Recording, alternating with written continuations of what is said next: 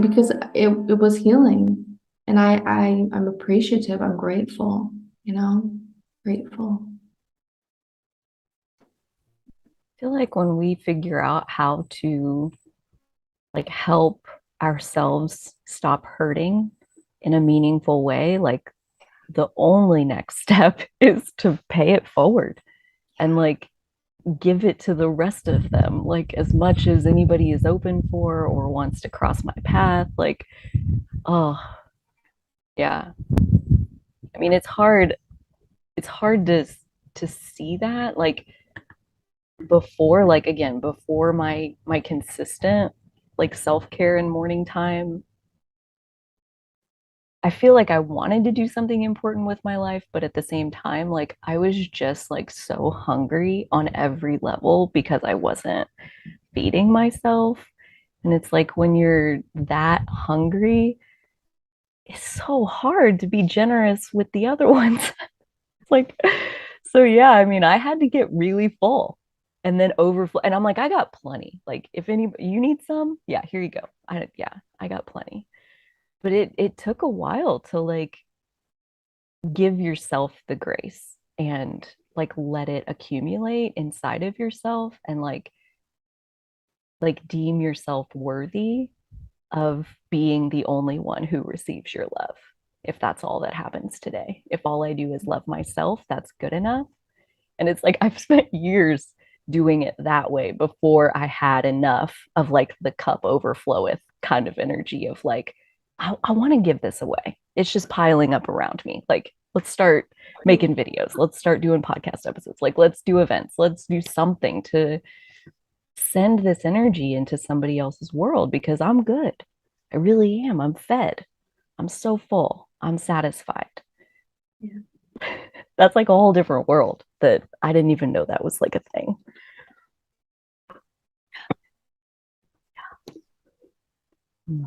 I'm curious, what was the point where you realized I can give this to myself and I'm going to? Like I sought out other people, like I sought out therapists and sought out things like that. And then I ended up learning those types of self-care through that. But I sought out other people first. Like I was just like, this isn't working. This isn't working. Yeah. Can you help me? Yeah. Yeah. I When think did that you was decide? the turning point, like the day before I began daily self care 6 years ago. I went and saw a therapist. And in the first 5 minutes of me telling her, like, this is not working, none of this is working, she goes and gets the Louise Hay deservability treatment and brings it to me. And she says, read this out loud. And it ripped me apart because not a single word of it was true at that time. And I cried and cried and cried over, like, you're right, I fucking hate myself. Yep, that seems to be the root of what we got going on here is that there is a mountain of self loathing and self resentment inside of myself. It's not even that I don't love myself, I don't even like myself. So that deservability treatment of like convincing myself that I was worthy of good things, that was where I had to start. Was like, no, you're not. No, you're not. You haven't earned it yet. You haven't done enough to prove yourself yet. That's where I was. And I was about to die over it. And I went to the therapist instead, and she gave me the deservability treatment. And I feel like that was really the beginning of like my self-worth journey. Like I had been on maybe a self-awareness journey up until that point, and that's where it became a self-worth journey of finding my own value. And that was the beginning of falling in love with myself. Um, she had me read the deservability treatment. She's like, read it at least every day to yourself out loud, to yourself, looking in the mirror, and try to make eye contact with yourself as you say these words. And I did it like a couple times a day for about a couple months. And doing it about 120 times, I was like smiling. It was making me happy to say these words to myself. Like it really did sink in like it took repetition to cut through the density that I had built up to that point, but it's like not over until it's over. And I wasn't too far gone. And my self-hatred wasn't too far gone. I was able to like with that continuous attention onto myself, like a little bit every day. Yeah, I'm not so bad. Oh, it took a minute to see that, but Yeah. I got there.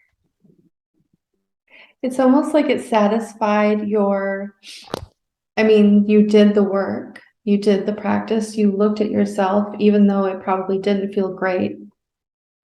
So it satisfied your need for respecting yourself doing the work, and then also maybe got to a deeper level of love. So it's like, that's really interesting. I don't know that a lot of people do that. Even in this, to have you have the faith to keep going and the wherewithal. That's just very, very neat. Well, and like that next morning, Saturday morning, then I went to the therapist on a Friday. I woke up that morning, like how Byron Katie describes, like how the cockroach crawled over her foot and she woke up with a level of clarity that she had like never had before. That was me, July 9th, 2016. And I woke up and I was like mad slash determined because I was like resolute, and this sounds so morbid, but like I was either going to get happy or I would just kill myself at some point and just be done, because like what's the worst that can happen? Either I'm going to get happy or it'll just be over, and I had like surrendered to that option. So I'm going to try. I'm going to do the thing she said, read it to yourself in the mirror for like 30 days. So if I'm not happy in 30 days, I got option B, plan B. It's fine. It's ready to go. It's in place. So I had nothing to lose. I was done being here on this planet. And so, like, at that point, like, do you want to live or not? So that was where I was coming from. It like wasn't an option anymore. I had like passed that point. So for me, it was definitely that's what I meant the other day when I was like self-care, daily self-care is a life or death situation. That's what that means. It's like that's where I was coming from. And the only time I've ever quit in the last 6 years, it like fell apart in less than 3 weeks. My energy, my stability, my well-being, like it was just, no, you need to do this every day. You can't just, oh, I feel good and I got other things going on. No. Every day. Yeah. So that's my story of like where I came from when I made that commitment within myself of like, I'm not willing to live the life I was living before that. No. Do you think that like maybe from because kind of from what you've described sounds like kind of like your typical idea of like what rock bottom would be, which is like nowhere to go but up, basically. Yeah. Like it's not going to get any worse than this. Yeah. Might as well try. Do you think that like that's maybe like this how am I don't know how I'm going to say this, like the only way for it to like really have the impact it did and for you to be ready for it would be like from that place? Like, do you think it would have stuck the way that it did if you were kind of in like a somewhat like not quite a rock bottom place? I'm just wondering because like the level of determination that you had to like commit to I that. woke up with. Yeah. Yeah, like that's pretty amazing. And that doesn't always happen when you feel like you have other options. You know what I mean? Well, and so the video that I released this morning has like more of a detailed version of this story, but like for the 4 years leading up to July 9th of 2016, that was like my wellness journey where I would do it for like a month or two, and then I'd stop for 5 months, and then I'd do it for a month or two, and I would feel so good that then I would be like socializing or I'd get a boyfriend or like something like that exciting would happen. And then I would take that energy that I was taking care of myself with and I would put it into my friends or my relationship or whatever. and give that a few weeks. And now you're back on the roller coaster of like up and down. So I'm going to say for me, just going off of the fact that it was 4 years of like false starts where I had the best of intentions and no follow through, a little bit of fun distraction, and I was over here now falling apart again. And when I'm miserable enough, I came back to self care. And I'm going to say for me, like my hard headedness required that I get to where I got to. I don't think it's required at all for everybody. I think it can be a much gentler process than that. But like the relationship I was in where I'd given it everything, and we broke up again, and he had a friend that was a girl. Oh my God. And it like pushed me over the edge of like that was the puddle I was in on the floor the day before I went to see the therapist. So it was like once again, I poured my whole self into somebody else again, and they left again, and I'm here with nothing again.